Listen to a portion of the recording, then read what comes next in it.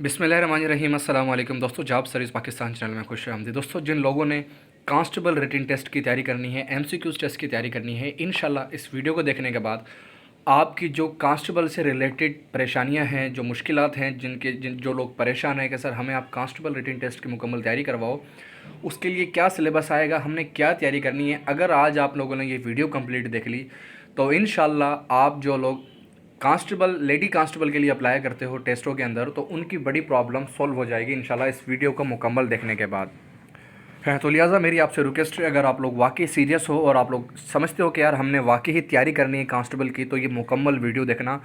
इसके अंदर कुछ मैं आप लोगों के लिए टॉप क्लास एमसीक्यूज़ भी लेकर आया हूँ, जिसके तहत मैं आप लोगों को बताऊँ कि आप लोगों ने किस तरीके से तैयारी करनी है, क्या क्या चीज़ें पढ़नी है, किस टाइप का आपका सिलेबस आएगा। और अगर आप लोग कांस्टेबल के अंदर जॉब हासिल करना चाहते हो, फिर इसके अंदर चाहे जो एंटी नारकोटिक्स फोर्स हो या सिंध पुलिस हो या फिर एयरपोर्ट सिक्योरिटी फोर्स, जिन लोगों ने अप्लाई किया था और जो लोग रिटन टेस्ट के अंदर अभी क्वालिफाई हुए हैं, जिन लोगों का अभी रिटन टेस्ट होने वाला है, तो वो तमाम तरह चीज़ दोस्तों इंशाल्लाह इस वीडियो के अंदर आज हम कवर करेंगे। दोस्तों, ये वीडियो बनाने का मकसद यही है कि आप लोगों को गाइड किया जाए कि जो लोग कांस्टेबल के लिए अप्लाई करते हैं उनका टेस्ट कैसे होता है। तो ये चीज़ें इंशाल्लाह तमाम मैं इस वीडियो में कवर करूँगा, तो वीडियो को एंड तक लाजमी देखना।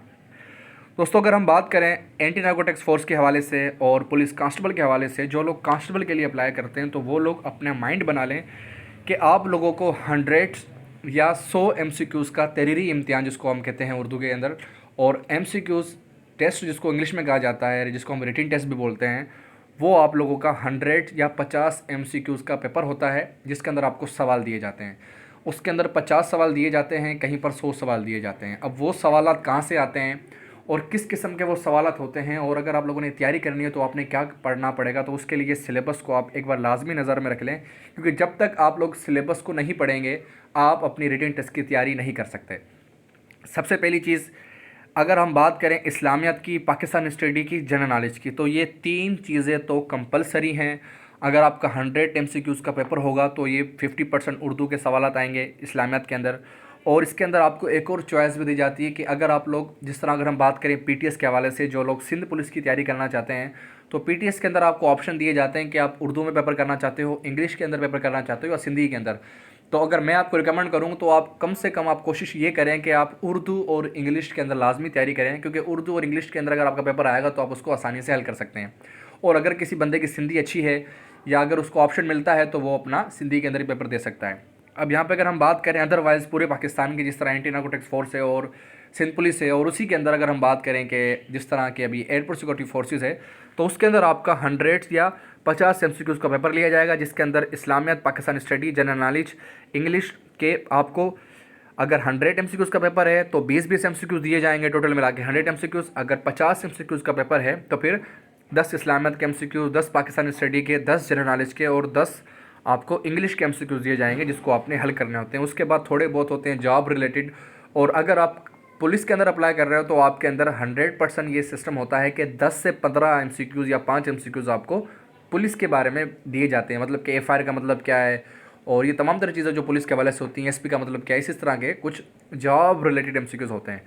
तो दोस्तों, अगर हम बात करें इसके हवाले से कि काफ़ी ज़्यादा लोग बोलते हैं कि सर आप हमें एक ऐसी बुक रिकमेंड करें कि जिससे हमने तैयारी करनी है। और दोस्तों, इस बुक को बनाने का मकसद भी यही था कि दोस्तों फ़र्ज़ करो अगर हम किसी मार्केट के अंदर जाते हैं और वहाँ से जाके हम बुक परचेज़ करते हैं, तो आप कोशिश करें कि उस बंदे से बुक हायर करें जो बंदा उसके अंदर माहिर हो, या जिसको उसके बारे में पता हो कि यार कांस्टेबल के लिए ये तैयारी आएगी और ये एमसीक्यूज़ आएंगे और हमने इन चीज़ों को पढ़ना है। तो अगर आप लोग कांस्टेबल रिटन टेस्ट के लिए परेशान हो और अभी तक आप लोगों को समझ में नहीं आ रहा कि सर आप हमें कोई बुक रिकमेंड करें, तो as a brother, as a sir, मैं आपको रिकमेंड करता हूँ कि हमारे पास ये एक बेहतरीन कांस्टेबल और लेडी कांस्टेबल के लिए टॉप क्लास एमसीक्यूज़ बुक है, जिसके अंदर आप एंटी नारकोटिक्स फोर्स, एएसएफ और सिंध पुलिस की मुकम्मल कांस्टेबल की तैयारी कर सकते हो। इंशाल्लाह दोस्तों, इस वीडियो को मुकम्मल देखें। मैं इसके बाद आपको प्रिपरेशन में करवाऊंगा कि किस टाइप के एमसीक्यूज़ आएंगे और आपने किस तरीके से इसकी प्रिपरेशन करनी है। अब इसके अंदर दोस्तों ये बुक आपके सामने अवेलेबल है। अगर आप लोग रिटन टेस्ट की तैयारी करना चाहते हो तो इस बुक को आप परचेज़ करके अपनी तैयारी आसानी से कर सकते हो। दोस्तों, इस बुक की जो प्राइस है वो बहुत ही हमने चीपेस्ट रेट में रखी गई है, क्योंकि सिर्फ इसकी प्राइस रखी गई है 999 रुपये। और इसके साथ आपको 15 दिन का फ्री सपोर्ट प्रोग्राम दिया जाएगा, जिसके अंदर मैं आप लोगों की खुद हेल्प करूँगा कि अगर आपको कोई सवाल समझ में नहीं आता या आपकी कोई प्रॉब्लम है या आपको कुछ भी इशू हो तो आप लोग डायरेक्टली व्हाट्सएप पे मुझसे कनेक्टेड रहेंगे इस बुक को परचेज़ करने के बाद।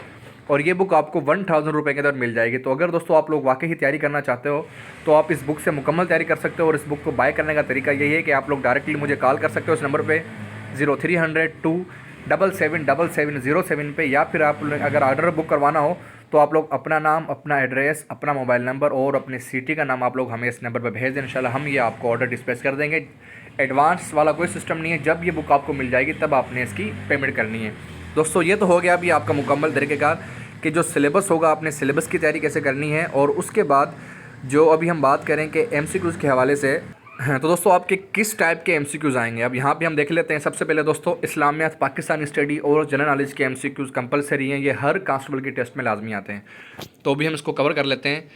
तो ये भी वीडियो को स्टार्ट कर लेते हैं कि इसकी जो प्रिपरेशन है वो आपने कैसे करनी है। दोस्तों यहाँ पर आप देख सकते हैं एंटी नारकोटिक्स फोर्स और सिंध पुलिस और ये एयरपोर्ट सिक्योरिटी फोर्सेस के कुछ मेजर पास्ट पेपर उर्दू के MCQs हैं। क्योंकि दोस्तों इस बुक के अंदर सबसे बड़ी बात यह है कि मैंने उर्दू के MCQs भी दिए हैं, इंग्लिश MCQs भी दिए हैं। तो अगर आपको इंग्लिश नहीं आती है तो आप उर्दू की तैयारी कर सकते हो। अगर आपको उर्दू और इंग्लिश दोनों आती है तो आप दोनों की तैयारी कर सकते हो। क्योंकि लेकिन अगर आप लोगों की इंग्लिश अच्छी नहीं है तो पहले मैं आपको रिकमेंड करूँगा कि आप लोग उर्दू के MCQs की तैयारी करो। जब आपकी उर्दू की तैयारी अच्छी हो जाए तो फिर आप इसी बुक से इंग्लिश की तैयारी भी कर सकते हो। दोस्तों यहाँ पर हम बात करें, सबसे पहले दोस्तों हमारे पास कुछ MCQs आते हैं जिसके अंदर मिक्स के अंदर मैंने MCQs बनाए हैं इस्लामियात के, पाकिस्तानी स्टडी के, जनरल नॉलेज के। और दोस्तों इसके अंदर सबसे पहले हमारे पास क्वेश्चन आता है कि जनरल नॉलेज का क्वेश्चन आता है, इंसान का दिमाग मरने के बाद कितनी देर तक ज़िंदा रहता है। मतलब कि ये फर्स्ट क्वेश्चन है जनरल नॉलेज का। तो इसका जो राइट आंसर है वो है ऑप्शन 1, और 10 मिनट तक इंसान का दिमाग मरने के बाद तक ज़िंदा रहता है। उसके बाद सेकंड क्वेश्चन आता है इस्लामियत का। अगर हम बात करें कि इस्लामियत के किस टाइप के क्वेश्चन आते हैं तो वो भी आप लोग यहाँ पे स्क्रीन पर देख सकते हो कि आपके इस्लामियत के इस टाइप के क्वेश्चन आते हैं। गज़वाए बदर कौन सी हिजरी में लड़ी गई। जो गज़वाए बदर बैटल है वो कौन सी हिजरी में लड़ी गई। इसका जो राइट आंसर है दोस्तों वो है 2 सेकेंड हिजरी में लड़ी गई। और अगर हम बात करें फिर जनरल का क्वेश्चन आता है, ज़मीन सूरज के गिर्द किस रफ्तार से गर्दिश करती है। तो इसका जो राइट आंसर है वो है 2, मतलब कि 18.9 सेकंड मील फ़ी सेकंड से ज़मीन सूरज के गिर्द रफ्तार से गर्दिश करती है। उसके बाद फिर सेकंड क्वेश्चन आता है, इंसान में खून के सब कितनी देर तक ज़िंदा रहते हैं। तो इसका जो राइट आंसर है वो है आंसर 30 मिनट्स तक ज़िंदा रहते हैं। उसके बाद एक मेजर क्वेश्चन, ये क्वेश्चन अक्सर टेस्टों में लिया गया है और आप लोगों को पता होगा कि उस परिंदे का नाम जो घोंसला नहीं बनाता बल्कि दूसरों के घोंसले में अंडे देता है। ये राइट आंसर आपको पता है, आपने अक्सर इस क्वेश्चन सुना होगा। इसका जो राइट आंसर है वो है कोयल। कोयल अपना जो घर है वो घोंसला नहीं बनाती, वो दूसरों के घोंसले में अपने अंडे रखती है, अंडे वगैरह देती है। उसके बाद सेकंड क्वेश्चन आता है पाकिस्तानी स्टडी के बारे में। तो ये मैं आपको यहाँ पे दिखा देता हूँ। 6 नंबर पे क्वेश्चन है, सिकंदर मिर्ज़ा ने कब पाकिस्तान में मार्शल लॉ नाफिज की। दोस्तों ये मेजर क्वेश्चन है जो अक्सर टेस्टों में लिया गया है। अब इसके अंदर ये है कि जो मार्शल लॉ लगी थी सिकंदर मिर्ज़ा ने लगाई थी वो कब लगी थी। पहली मार्शल लॉ लगी थी 1958 में। इसका राइट आंसर है जो पहली मार्शल लॉ सिकंदर मिर्ज़ा ने नाफिज किया था। उसके बाद 7वें नंबर पे क्वेश्चन आता है, वो कौन से सहाबा रज़ियल्लाहु तआला अन्हु थे जिनके घर के बाहर आप सल्लल्लाहु अलैहि वसल्लम की ऊँटनी मदीने में बैठ गई थी। इसका राइट आंसर है दोस्तों ऑप्शन 1 और हज़रत अयूब अंसारी रज़ियल्लाहु तआला अन्हु, ये इसका राइट आंसर है। उसके बाद अगर हम बात करें, सबसे पहले पाकिस्तान का डाक टिकट का डिज़ाइन किसने तैयार किया। जो पाकिस्तान का डाक टिकट का डिज़ाइन है वो किसने तैयार किया। इसका जो राइट आंसर है दोस्तों वो है 4th नंबर अब्दुल रहमान ने इसका जो डाक टिकट का डिज़ाइन किया था। उसके बाद क्वेश्चन नंबर 9 आता है, हवाई जहाज़ कब ईजाद हुआ था। तो हवाई जहाज़ ईजाद हुआ था 1903 में, ये इसका राइट आंसर है। आंसर नंबर 2 19 का जो क्वेश्चन नंबर 9 का जो आंसर है वो है 2, 1903 के अंदर ये ईजाद हुआ था। उसके बाद क्वेश्चन नंबर 10 आता है, कुतुबनुमा किस मुल्क ने ईजाद किया। मतलब कि जो कुतुबनुमा हो ये इसको क्या बोलते हैं, अगर आप चेक करना चाहते हो तो इंग्लिश के अंदर इसका नेम है कंपास, और इसको अगर आप सर्च करोगे तो आप यहाँ पे देख लो ये कुतुबनुमा किसको कहते हैं, ये इटली ने ईजाद किया था। उसके बाद अगर हम बात करें सवाल नंबर 11 की जो आती है, ऐसा कौन सा जानवर है जिसके दांत सारी उम्र बढ़ते रहते हैं। कुछ इस टाइप के भी क्वेश्चन आते हैं।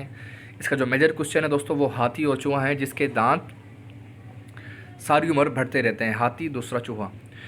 उसके बाद क्वेश्चन नंबर 12 आता है हमारे पास, वो कौन सा मुल्क है जहाँ पैदा होते ही बच्चे की उम्र 9 माह लिख दी जाती है। मतलब कि वो कौन सा ऐसा शहर है, मुल्क है जहाँ पर बच्चे की उम्र जब वो पैदा होता है तो उसकी 9 माह लिख दी जाती है। इसका राइट आंसर है जापान।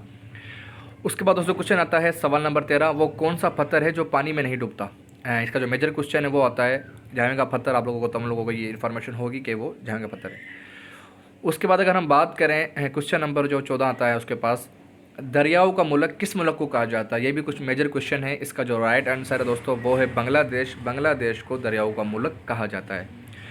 उसके बाद क्वेश्चन नंबर 15 हमारे पास आता है कि सवाल नंबर 15, सबसे पहले नोटों का आगाज़ किस मुल्क से हुआ। मतलब कि किस मुल्क से सबसे पहले नोटों का आगाज़ हुआ, वो हुआ था चीन के मुल्क से। और दोस्तों अगर आप लोगों ने रिटन टेस्ट की तैयारी करनी है तो इस टाइप के आपके कांस्टेबल के एमसीक्यूज़ आते हैं।